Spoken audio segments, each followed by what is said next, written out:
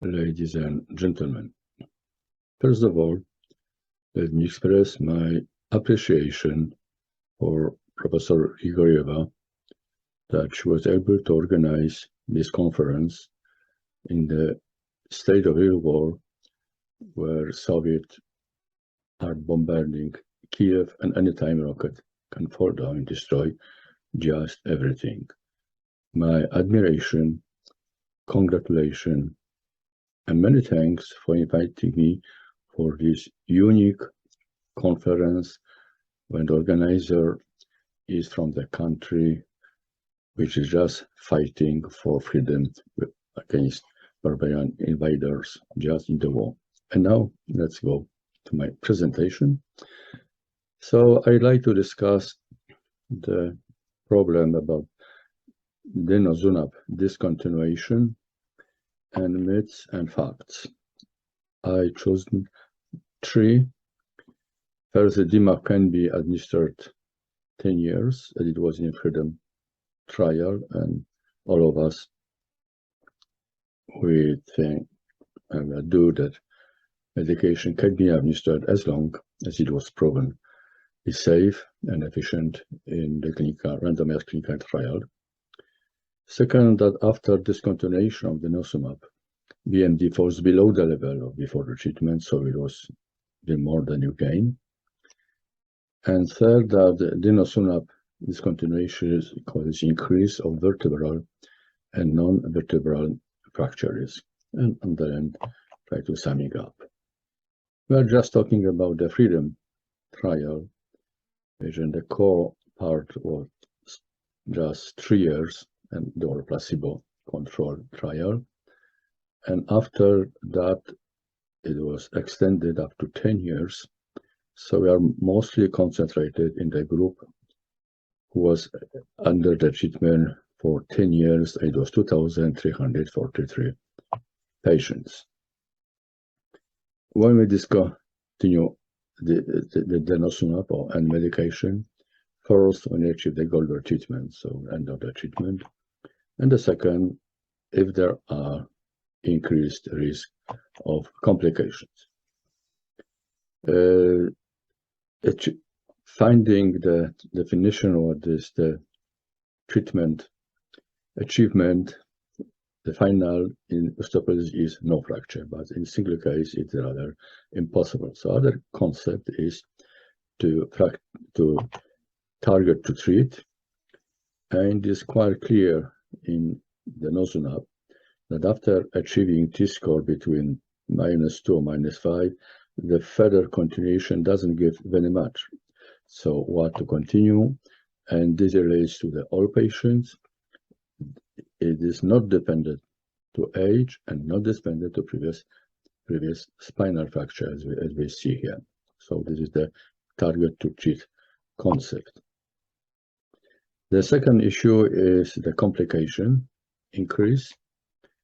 And in those group, there was almost no complication. Of course, there was some minor, 3 years, but over the 10 years, we have a typical femoral fracture, 5 cases, and a vascular jaw necrosis, 35 cases, what a bit much. And here are the images for the atypical femoral fracture, and here is the dreadful photography of vascular jaw necrosis, first described in 2005. A typical femoral fracture is the BMD level of the bone. So the more hard is bone, the higher the risk. And you see that the higher the risk of the fracture in bisphosphonate is where the T-score is more than -2, is the red, and the smaller in osteoporotic state, this is the green. And the second problem is the treatment duration. And here you see the incidence of the typical femoral fracture.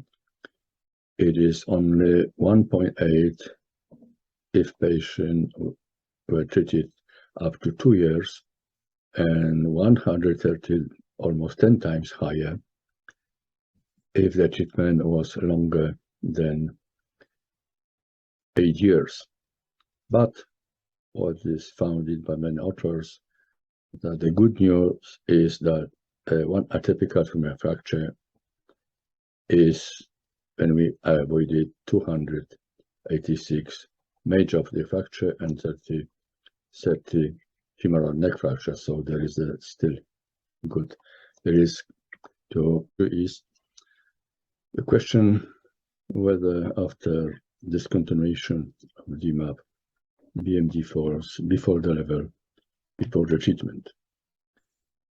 And the first report was from Freedom Study, of course, when some patients stopped to receive denosumab, but they were followed up as it is obligatory in any clinical trials. And what was observed that after 3 months, immediately after stopping, the level of bone marker resorption increases immediately. 3 months reaches the top, even 60% above the level before the treatment at 6 months. And this is in the bone resorption and the same and bone formation markers. And simultaneously it was found that BMD dropped down in the group which was on treatment 10 years, 6% in the spine and even below the norm, the achievement before in the group, which was not in the bigger study. It is studied by this.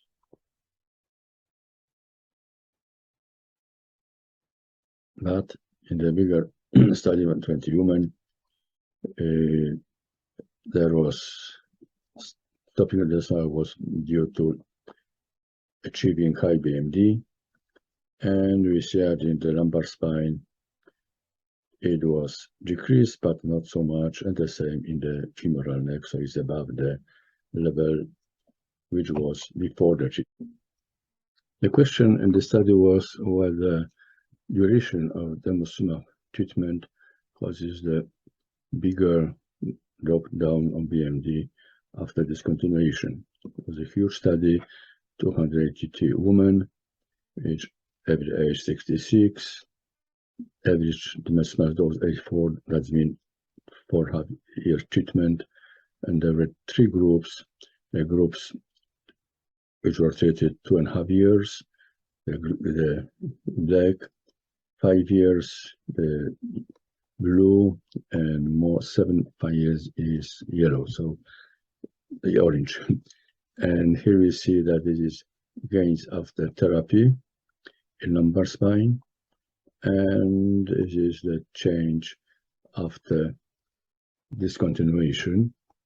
Let me follow up. So we see that there is the 1 year, groups for 1 year is blue to blue is a big loss, but not as big as in the orange.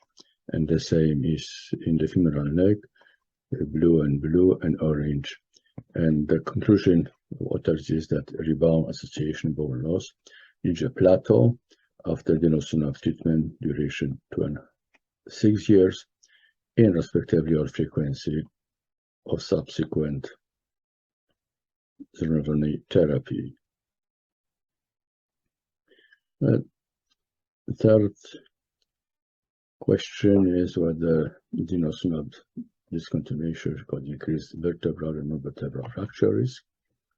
And here is the Freedom Study against, and we see that during the treatment is blue and after discontinuation in red. So in placebo there is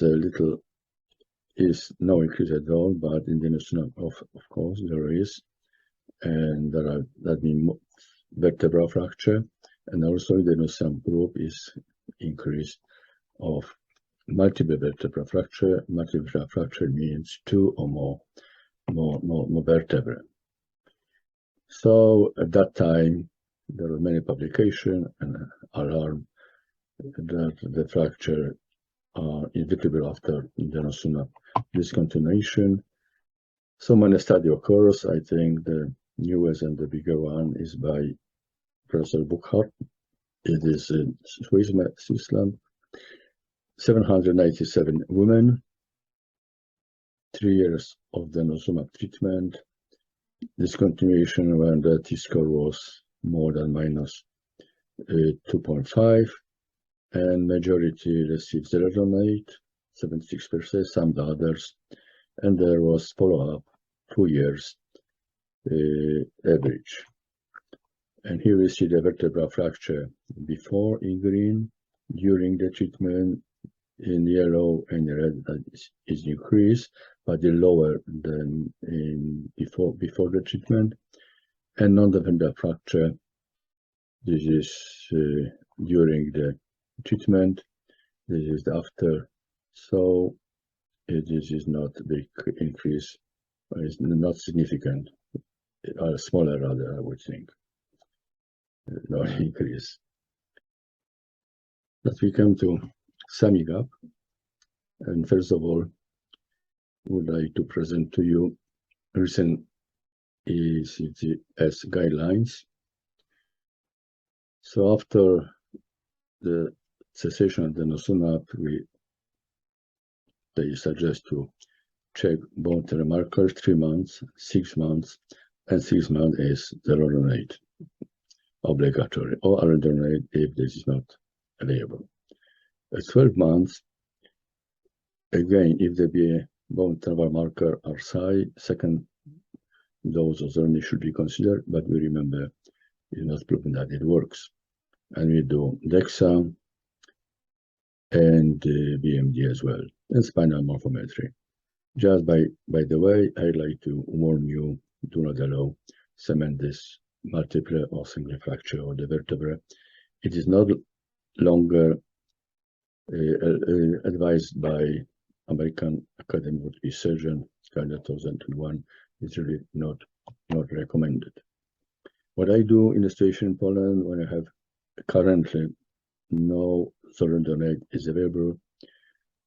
So first of all, I inform honestly patient about the risk of fracture and check, of course, EGRF, which must be about 35. And I do ibarronate 2 doses every 3 months. What are my rationale? First is intravenous. That means 100% absorption, immediately high dose. Ibarronate is more biologically active than alendronate, zerodronate. In patients who were on denosumab, there were contraindication to oral medication, and at least ibarronate is available in Poland and is cheap. So the conclusion, first to remember that after the discontinuation of denosumab, there is rebound effect, and it gives very high rise of the bone marrow marker, 60% above the norm. I mean, untreated osteoporosis. It causes the BMD decrease and fracture risk elevation. Question whether DMAP can be administered 10 years. It is myth. In some cases, maybe, but have to be very, very cautious about the increased risk of complication in patients who are longer than 5 years. Whether after discontinuation of DMAP falls below the level before the treatment, this is myth. It could be true if we will omit to give zerodronate, but currently give zerodronate with drop of BMD, but not below the level. After the cessation of the denosumab causes increase of vertebral fracture, this is unfortunately true, and especially 65% of patients have a multiple fracture, and multiple vertebral fracture means 2 or more, is 5 times higher in patients who had previous vertebral fracture. Current standard is, of course, order bisphosphonates, which reduce the decline of BMD and to reduce the fracture risk. and zoledronate is the treatment of choice. Other maybe if there is no chance to give zoledronate. In Poland, when currently I just prescribe ibadronate 2 doses, constant doses after 6 months of denosumab stopping, but remember to check the GRF should be above 34. So thank you very much for your attention, and I hope to meet you again in real life in Lviv. Thank you very much for your attention.